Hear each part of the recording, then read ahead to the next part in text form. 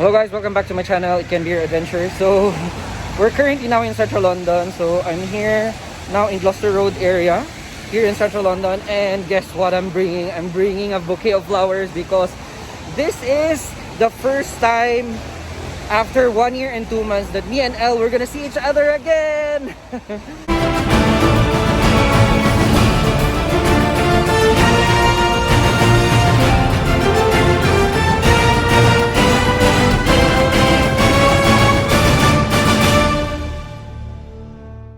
So I'm just recording how this historic meeting will be. She's gonna be here for only 24 hours because she had her flight operation here in London for the very first time again after the pandemic.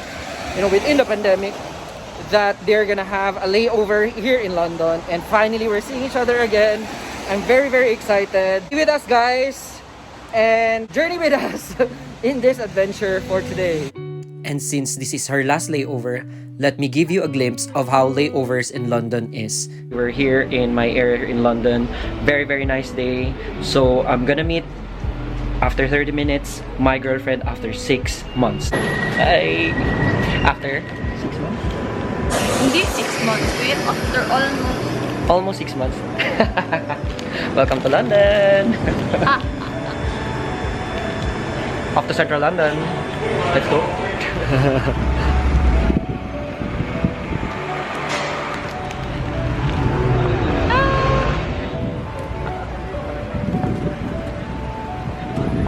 Tingin ka dito. Kita ang ano ba? Westminster na word. Baliktad. Mag ano kasi siya. Ma-readable siya sa automatic dito. Live in? As in? Bye!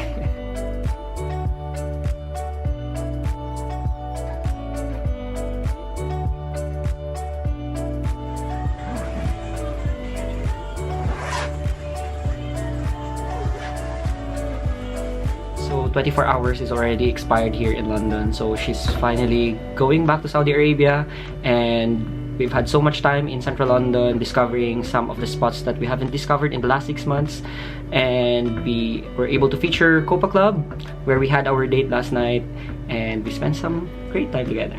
So hopefully you're gonna be back On the 24th of September.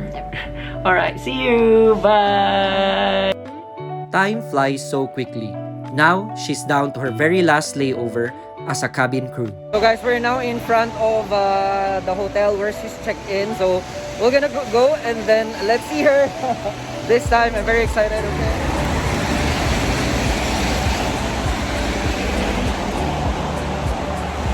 Nice to see each other.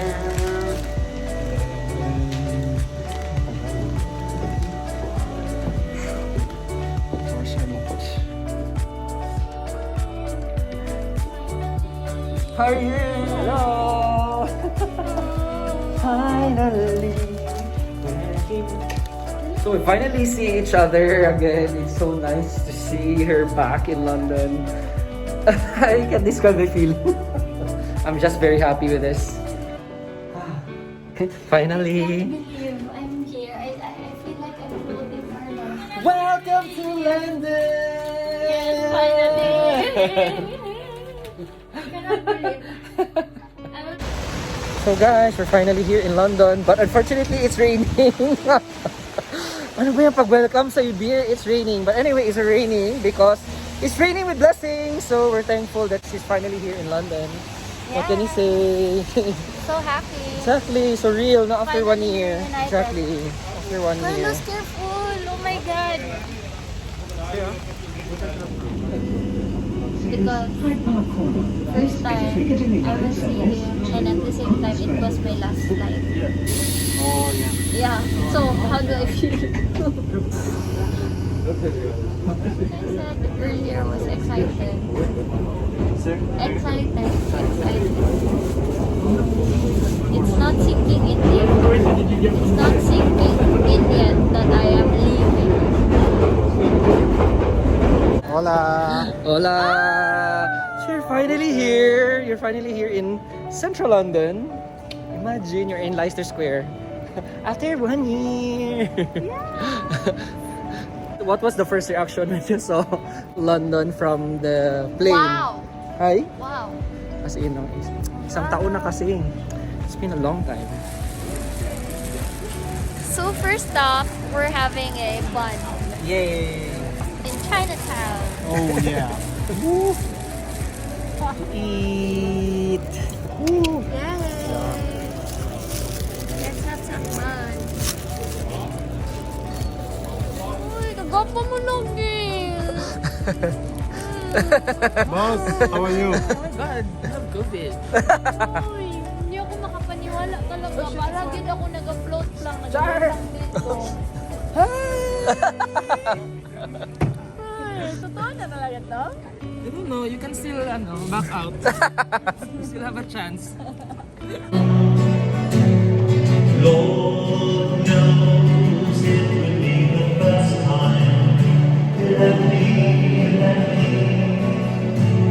So is this a dream come true?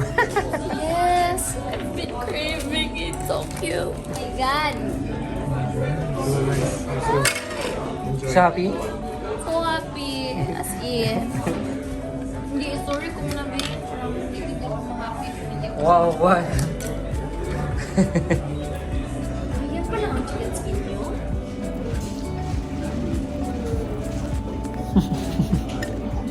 Mm.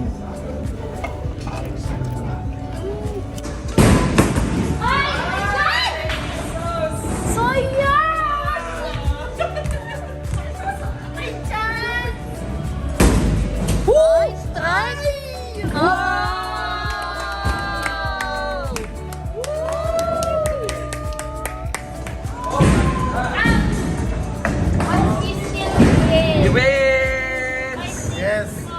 Why is it so empty here? Help! Help!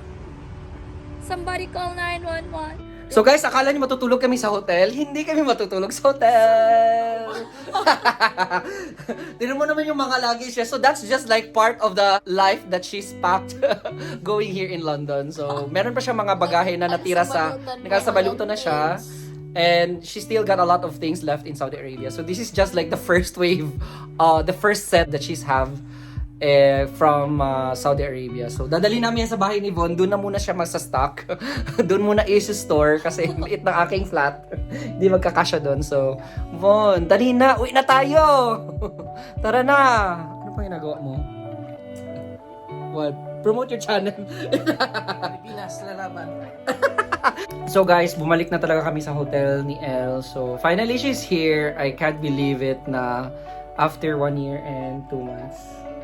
No, finally I saw her in person kasi the last time that we saw each other was like March 2020. Yeah, in the Dubrovnik, Croatia. Yeah, that was the last time. And after that, there's a lot of mga challenges. Namatay yung papa ko.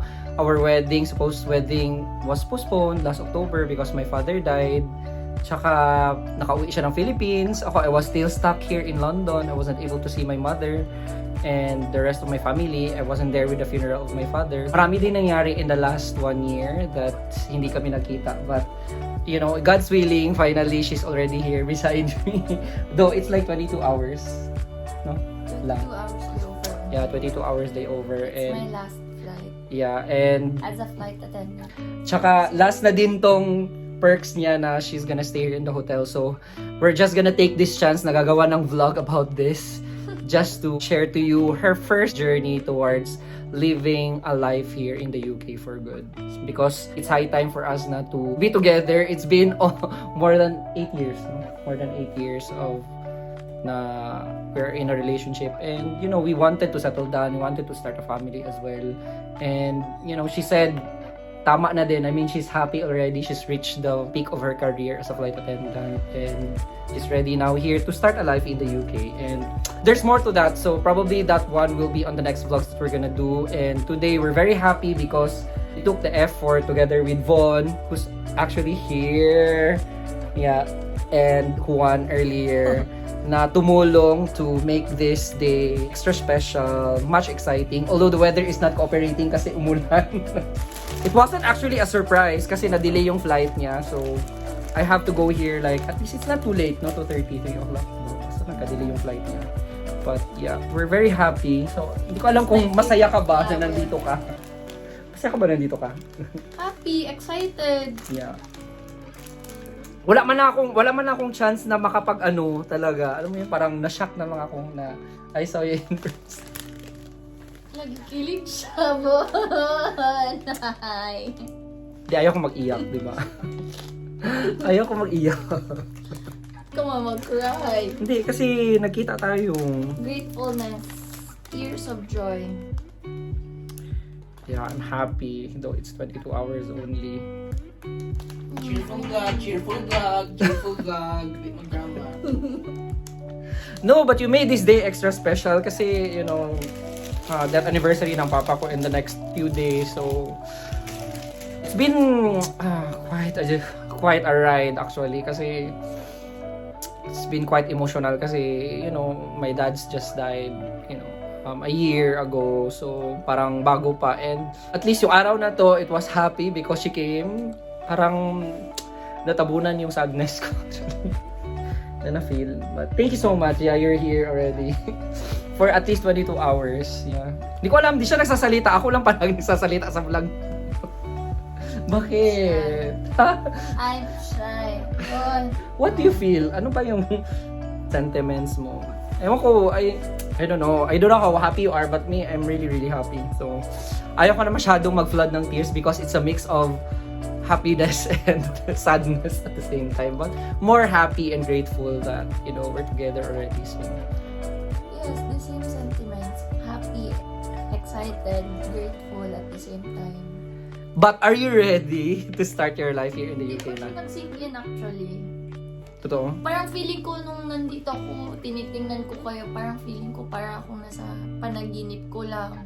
Parang yung soul ko gidala lang dito. Pero, Hindi talaga ako makapaniwala. Hindi pa siya nag-sink in totally. ay, ewan ko, you know. I don't know what the future holds for the both of us, but I hope it's gonna be brighter. It's gonna be exciting. I know it's gonna be challenging, but rest assured that I've got already my inspiration here beside me. So we do hope that, yeah, we do hope that we're gonna bring more excitement onto my channel. Kasi meron akong partner, like in my vlog, no, nandito na yung aking fiancé. So we're gonna make more vlogs and, you know, to give inspiration to you guys, you know, in my channel. So yun lang yung araw na to. I just wanted to like express my sentiments, how this day went by. And kami din nangyari kanina sa Central London. It's just like showing her how London is because it's like more than a year, and how it is after the pandemic. But still we're in a pandemic. yeah, but how was London, no? Walang tao. Wala masyadong tao. Wala masyadong tao. Pero mas maganda lumabas kasi wala masyadong tao, hindi siya crowded. You don't feel unsafe actually, like what most people think. And you support us on our channel. So for you guys who are not still on board, so don't forget to click the subscribe button and get on board onto my channel. So if we made this adventure fun and exciting, it can be your adventures as well. Bye! So heading down to the lobby of the hotel. Dala-dala na namin mga luggage. You know, we're going to Von's place already. Look, naka-garbage bag. Masyadong sikip sa lifts. We're so squished. The struggle here. is real. Bringing all Right. my things. So guys, ganito yun. Pag kailangan nyo na mag-resign as flight attendant. Oh, are we in the ground floor? Wait. Right. Show me. Right. Open the door. Hira pala.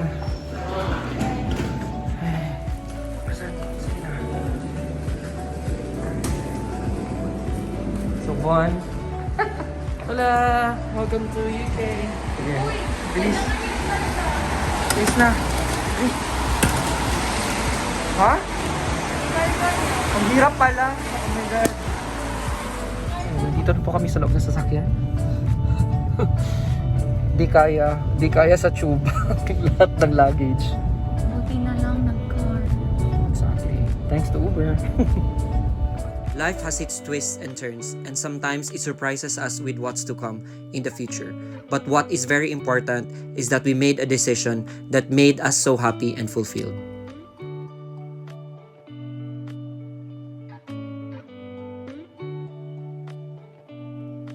Hello guys, so we're finally here now, unpacking. So we're just gonna finish this here, and we're still gonna be busy unpacking all these things here.